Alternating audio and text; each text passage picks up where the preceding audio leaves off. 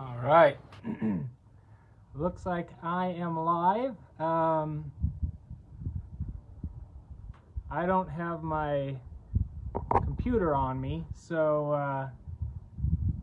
I accidentally left my computer at work. So I'm doing this live video on my cell phone, which means that I may or may not be able to figure out how to read and respond to the comments. So I think Brian Marquez, our assistant winemaker, may be watching, and feel free to chime in, Brian, if you want to help answer any questions that we have along the way. So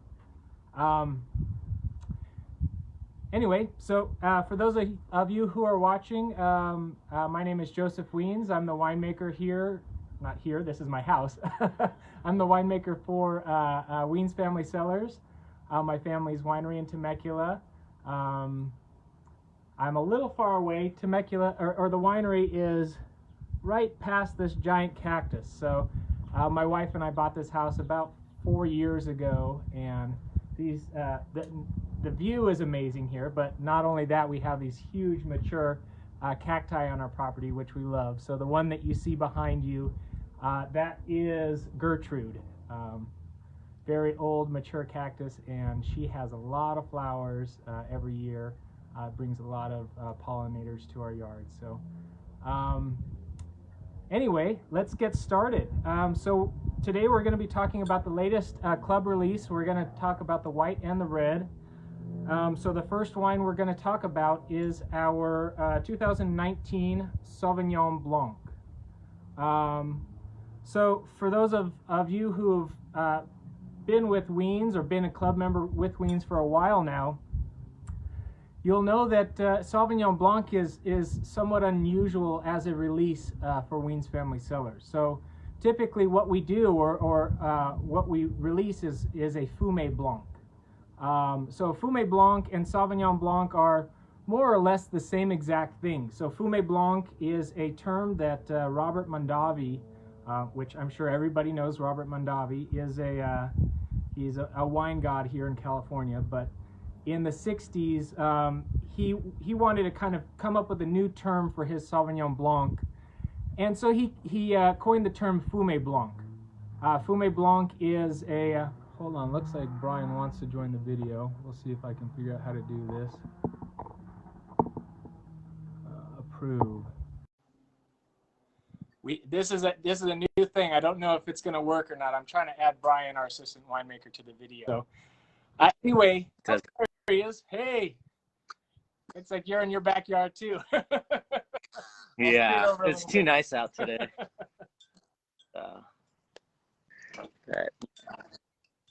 So anyway, Fumé Blanc is basically a Sauvignon Blanc with oak. And that's what we did for a long time. Fumé in French means smoke, which smoky oak is kind of interchangeable oak because it's a toasted barrel. Tends to bring a little bit of that smoky kind of toasty character to the Sauvignon Blanc, or the Fumé Blanc, as it were. But we started doing a barrel-aged, a barrel-fermented reserve Fumé Blanc. And with that, we wanted to kind of differentiate our white label. What we were doing as a Fumé Blanc, we wanted to differentiate that. And I really like showing the pure expression of the fruit. So without hiding any of the wine flavors or the fruit flavors, or masking them, or adding to them with oak, I really wanted our Sauvignon Blanc to be really a pure expression of the fruit. And that just means that that what you're tasting is literally Temecula terroir, or Temecula character, what you would expect from a Temecula Sauvignon Blanc. One of my favorite wine regions I visited when I was 18 years old is a region in France called Sancerre, and they're really well known for their Sauvignon Blancs. They call them Sancerre there, and that's kind of the style that I wanted to go with this 2019 Sauvignon Blanc. So again, like I said, no oak aging on this one. We really want to just showcase the fruit on this. And if you like the Fumé Blanc, we still are doing our reserve Fumé Blanc every year. It is a smaller lot, and it kind of comes and goes, but you'll always be able to find it at least some point during the year. So make sure to visit our tasting room often and look out for that Reserve Fumé Blanc. Anything you want to add, Brian, about the Sauvignon Blanc? This is what's called the last year that we got the local Valley Temecula Sauv Blanc, and it's actually 100% Sauvignon Blanc. Usually some of the whites we have to extend them out by blending in some other varieties and with 10% here and there, but we had enough Sauv Blanc that we actually had, it's 100%. So on top of it being unique and not seeing oak or being barrel aged or anything like that, it's 100% as well. Yeah, and another kind of interesting thing we started doing with our white wine program, and this was again kind of an homage to the way the French make Sauvignon Blanc, is to do what we call surly aging. And lees are basically the spent yeast and any kind of sediment that falls out during the fermentation process, and those yeast hulls can actually add a lot of what we call mouthfeel, or that richness, that viscosity in the mid palate. And they can add a creamy note. So you can get that creamy note that may seem like oak, but in this case, that creamy note is just coming from what we call surly, or aging on the lees.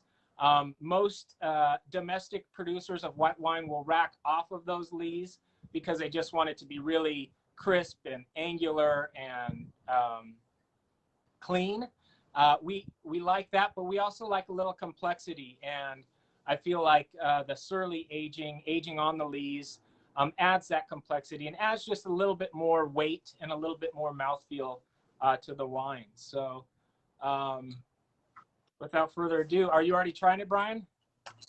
Yeah, I popped it. We actually, you remember I made that scampi last night? So I brought my wine home last night, and that's why I made the scampi. How to pair with the scampi? It was good. It was really, really good. I think this like you're saying, that surly kind of adds that mouthfeel to it, which kind of can take that creaminess and that kind of fatness of the scampi that I made. But no, I love the body on this one. This is probably my favorite white wine on the list right now.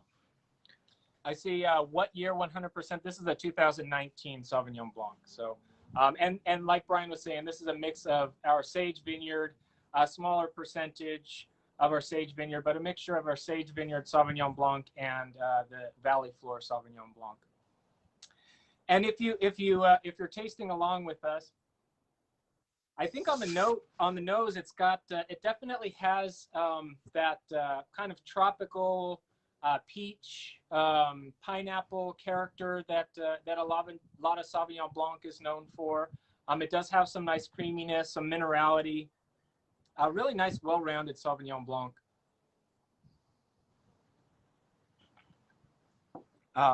Nice mouthfeel, really good, clean, pretty high acid on the finish. I don't know, do you remember what the pH is on this one, Brian? It's 3.33. 3.33. So that's pretty good acidity for a white wine. It basically makes the palate nice and clean and makes the finish really nice. So it doesn't really coat your palate like maybe a Chardonnay or a Viognier might, that tend to have a little less acid. This is a nice, crisp, clean wine. And this one will be great on these hot spring days. Feels like we're already in summer down here in Temecula. But yeah, really nice Sauvignon Blanc. And as I said, I think this is our first labeled Sauvignon Blanc that we've done. Yeah. Every previous vintage has been labeled a Fumé Blanc because we've done some oak aging on it. So this one, as I said, no oak aging. We labeled it as a Sauvignon Blanc. Really nice fruit on this one. So if anybody has any questions, I have now realized that I can see the questions, and I think I can answer them as they scroll through. So. Do you have any pairing suggestions for this one? I mean, I did it with the scampi, but yeah, this one is pretty broad because it does have that nice kind of richness on the mouthfeel. Typically with white wines that are this crisp, you wouldn't want to go too creamy or buttery, but because this wine was aged surly, it does have that nice kind of mid-palate weight. It can hold up to a little bit of butter or cream, I would definitely stick on the seafood, or maybe you could get away with chicken Alfredo with this dish, light chicken dish. But anything on that seafood spectrum, we make a really nice salmon with cherry tomato butter cream sauce at home, and I feel like this one would pair really nicely with that dish. So, Or like you do that does chicken with the fiend herb. Yeah, the finot. Does it have a citrus taste? I like buttery. So it's going to be creamy. It's not going to be buttery. That buttery flavor comes from a secondary fermentation called malolactic fermentation. And without getting too wine geeky, it's basically after the alcohol fermentation is complete. It's a process that makes the wine kind of have this buttery flavor, and that's typical in Chardonnays. A lot of barrel-aged Chardonnays will have that buttery character. Our Reserve Chardonnay definitely has a little bit of that buttery character, and even our Reserve Fumé Blanc, we do allow that to go through malolactic fermentation, so that may have a little bit of that butteriness. This one I would not say is buttery though. It's got a little creaminess. Definitely has some citrus, maybe some lemon and lime in there, but I wouldn't categorize this wine as buttery.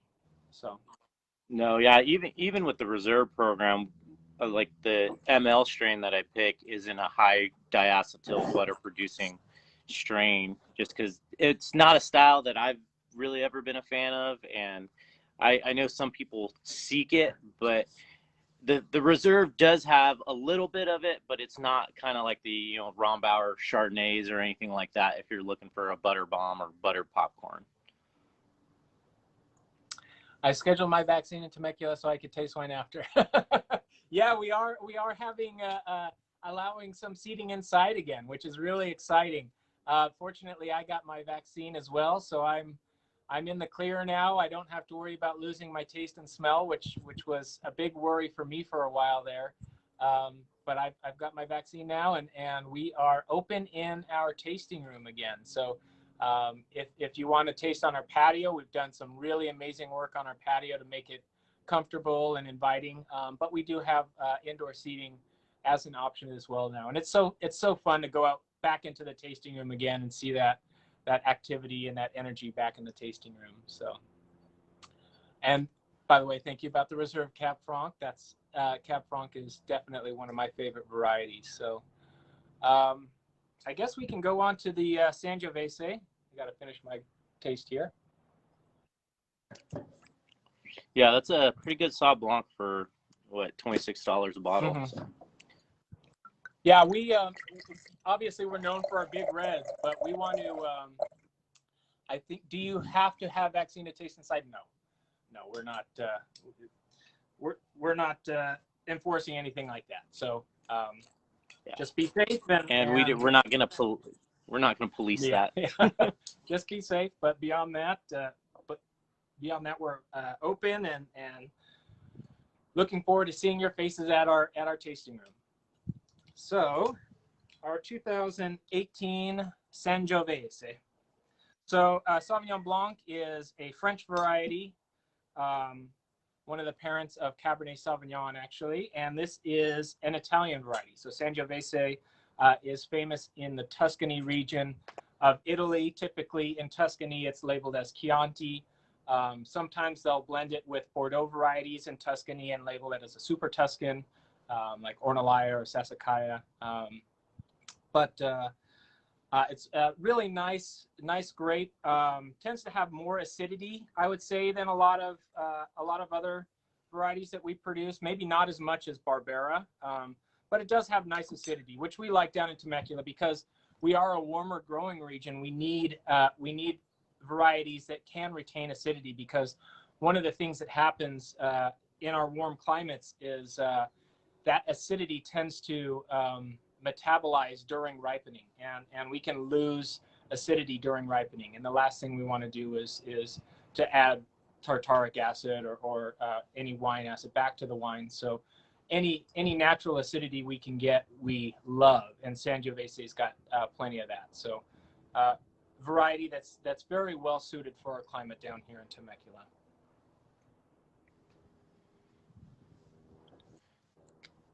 And we've been making Sangiovese since our first vintage. First or second. I don't know if we had a 2001 Sangiovese. I know we had a 2002. But we've been making Sangiovese for a long time. I always bring my wine snob French family wine tasting at Wiens when they visit. Well, hopefully they enjoy it when they visit. If you're ever here on a weekday, please ask for me. I love talking to people from that are visiting from out of the country, especially wine producing regions like France and Italy and Spain and Argentina. It's fun to talk about old world wine as well as new world wine that we make here in Temecula. So anyway, you might notice that both of these are labeled Riverside County instead of Temecula Valley. And do you want to jump in on that, Brian, since I'm kind of feeling the spot? Yeah. So yeah, we started labeling stuff as Riverside County because you guys are all familiar with the Sage Vineyard. It just falls just outside the Temecula AVA. The other options are to label as California or South Coast AVA because we have some neighbors that kind of have that in the name. We choose to kind of use Riverside County so people still know it's Southern California without being, San Diego County or anything like that. So for the most part, if you come across any of our wines that say Riverside County, it's probably got a good chunk of the Sage Vineyard fruit in there. And the nice thing about Sage Vineyard is it actually, it can be cooler sometimes at night. That's where it won't kind of get blasted by the heat that we get on the valley floor.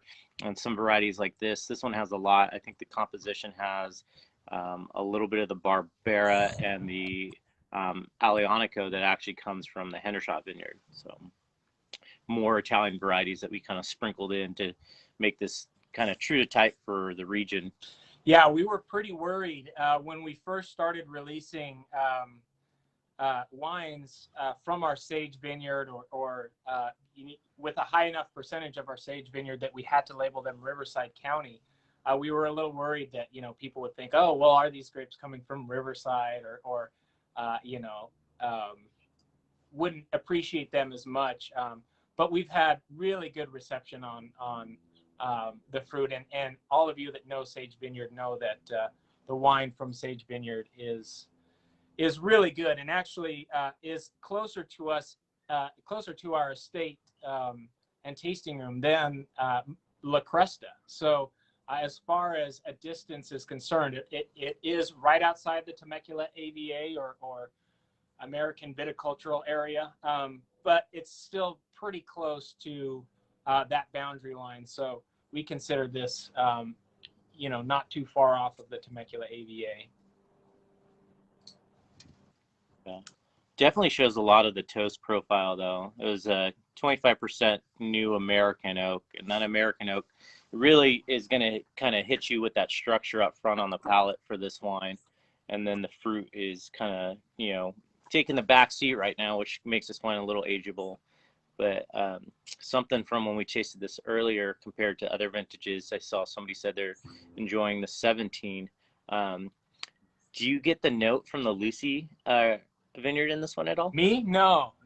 I got a lot more in the 17. So we do have a vineyard, the Peggy Lucy vineyard, which we get Sangiovese from, and they've got some eucalyptus planted near that vineyard. And oftentimes that eucalyptus flavor and aroma comes through in the wine. If you're familiar with the Waxman Cabernet Sauvignon vineyard designate that we do, that's got a little bit of that eucalyptus character as well, which is pleasant and can add complexity in a small level, but you don't want that to be the overarching or the dominant flavor or aroma. And in this vintage, that seems to be pretty subdued. I'm not getting much or any of that eucalyptus. No, at all. Not at all this year. But yeah, really nice. Definitely on the darker fruit spectrum, like a black plum or blackberry.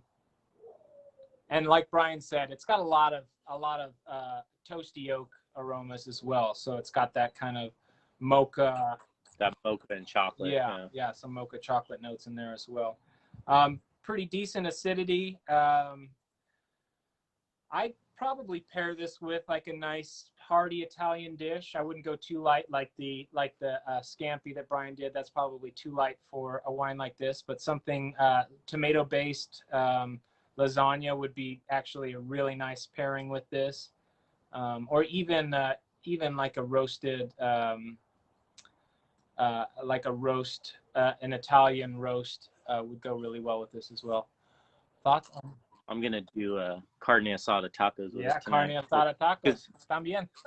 Well, because you know, with a little bit of, I think with that little bit of char and that you get a good marbling in the on, like if you get a good piece of, flank steak with some good gristle on it, I think because of how big and smoky and dark this profile is, I think it'll hold up to those tacos. Thoughts on music back on the patio? If you're talking about the concert series that we do, I believe we are hoping to resume that in 2022. So I think the cutoff for us committing on that this year has come and gone, and with COVID obviously, and groups and social distancing and this and that, we decided that it would be best to take this year off and bring that back in next summer. But we obviously love live music and looking forward to being able to do that again moving forward. If you're talking about just music in general, ask our tasting room manager Tim if it's too quiet out on the patio. Tell him to pump up the jams and get the music going a little bit. So anyway, if you have any other questions about this wine at all, please feel free to ask. I don't know, what would you say aging wise? I'd say this would probably peak in a couple of years. What do you think, Brian? I think we could go probably another good 3 years, because it's already 3 years in. Typically I say 5 years for Temecula Valley, but this one, because of the tannin structure, you could go 6, 7.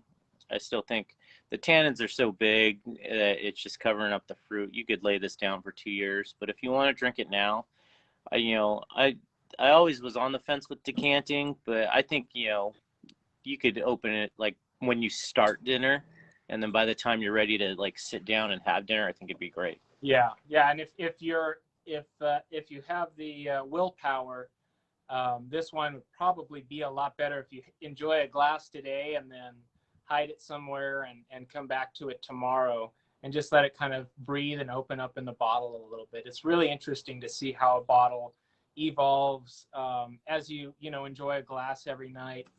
It changes a little bit, and typically our wines are made in such a way that they're not going to fall apart in 3 or 4 nights. So you can really kind of enjoy that evolution of the wine as it begins to oxidize a little bit in the bottle and the flavors begin to change.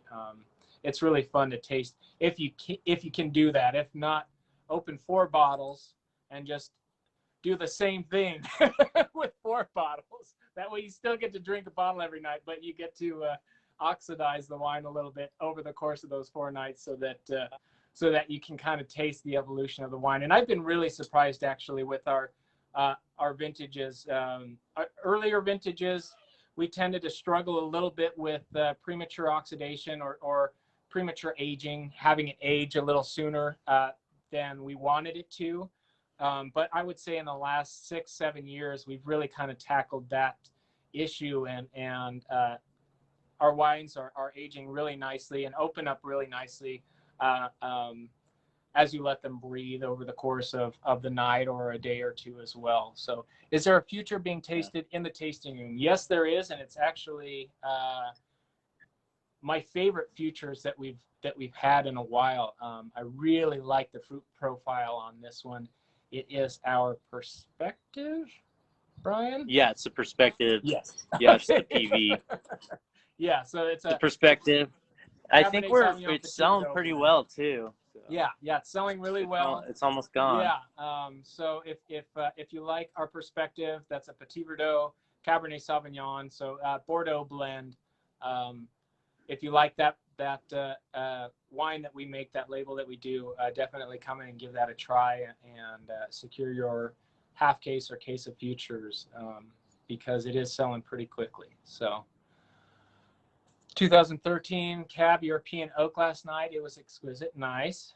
I think we have some 14s left in our wine fridge at the winery. I don't think we have any 13s left. So you 13s for the most part are all yeah, gone. you won up to Scott. Yeah, we were just talking about that the other day, because 13 was like the first year that we had like 8 different cab labels, because that's when I think the first vintages of Vineyard Designates came out. Rider Creole. Yeah, and that's kind of when we just like I remember sending them off to competitions and being like, I have 8 different cabs, and those were just the black label ones. That wasn't even including the Montfort white label. Yeah. How long should we age the future wine? We do have a really nice aging guide on our website. I would go online and check that out. That'll kind of give you an idea of how well each futures age. Now the questions are coming too quick and I can't read them all, so sorry. But yeah, that aging guide is really nice. And if it doesn't have the current vintage on there, we do try to keep a lot of consistency vintage to vintage. So if you're looking at a 2016 perspective on there and trying to gauge on your 2018 or 2019 futures, you can kind of use those same numbers from the 16 and maybe add a couple years to that, and that'll give you an idea of how long the wine will age out for. We do make a lot of SKUs or a lot of different wines at Wiens, and so that aging chart is a really nice tool to kind of give you an idea of how the wines age out individually, and it's all super subjective. So if you're like myself, and I think Brian's kind of on the same page here, tend to like more of the fresh fruit flavors, you probably want to drink on the younger side. But if you like more of those aged, kind of maybe more potpourri, less fruit, more earth character from the wine, then you might want to let it lay down for a little while. And the other nice thing about letting your wine age out is if you're not a fan of big tannin, those tannins will soften over time. And that's the kind of with the whole thing with the futures is they are designed to age, like Joe's saying, and that's why we sell them in a half case or full case format, just because you can really see how it ages out. And when you guys come in and taste it too, you can see how the barrel changes from day to day, because the barrel's getting more headspace in it, and it's evolving, it's changing. So that's also like a good indicator. Well, you shouldn't come in and taste it every day. Unless you're buying half a case every day. Well, I'm pretty sure my dad, he might quality control that barrel every day. So. Well, on the Sangiovese, like Joe was saying, like if you wait on it, the empty glass now, you really get the American oak, that vanilla that I'm surprised wasn't there for it being all American oak.